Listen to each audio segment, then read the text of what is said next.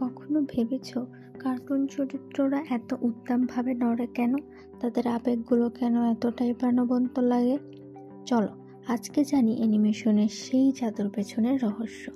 1981 সালে প্রকাশিত the illusion of life Disney animation বইতে প্রথম উল্লেখ করা হয় অ্যানিমেশনের 12টি মূলনীতি। নীতিগুলো হলো squash and scratch, anticipation, staging, straight ahead action and pose to pose, follow through and overlapping action, slow in and slow out, arc, secondary action, timing, exaggeration, solid drawing and appeal। এই বইটি লিখেছেন Frank Thomas এবং ওলি Johnson, ডিজনির legendary 9 ওল্ডম্যানের সদস্য। অ্যানিমেশনের 12টি মূলনীতির মধ্যে একটি গুরুত্বপূর্ণ মূলনীতি হলো এক্সাজারেশন। এটি এমন একটি নীতি যেখানে বাস্তব জীবনের ঘটনাগুলোকে বাড়িয়ে নাটকীয়ভাবে উপস্থাপন করা হয়, যাতে অ্যানিমেশন হয় আরও প্রাণবন্ত, অভিব্যক্তিপূর্ণ এবং মজাদার।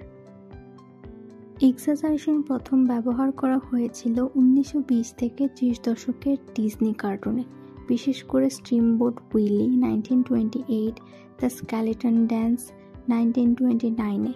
তবে এটি সত্যিকারের নীতিতে রূপ নেয় 1937 সালের snow white and the seven ড্রফসে, যেখানে ফ্রাঙ্কো ওলি এটি আরও নিখুঁতভাবে প্রয়োগ করেন।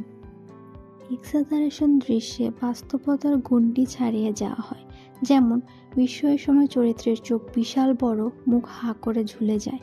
অন্যদিকে বাস্তব বা স্বাভাবিক দৃশ্যে চোখ সামান্য বড় হয়, ভ্রু একটু উপরে ওঠে। এই পার্থক্যই আমাদের কার্টুন চরিত্রগুলোকে করে তোলে এত প্রাণবন্ত। এক্সাজারেশন শুধু মজা নয়, এটা অ্যানিমেশনের প্রাণ। চরিত্রে জীবন দিতে চাইলে একটু অতিরঞ্জন করতেই হয়, আর এই জাদুনীতি অ্যানিমেটরদের গোপন হাতিয়ার।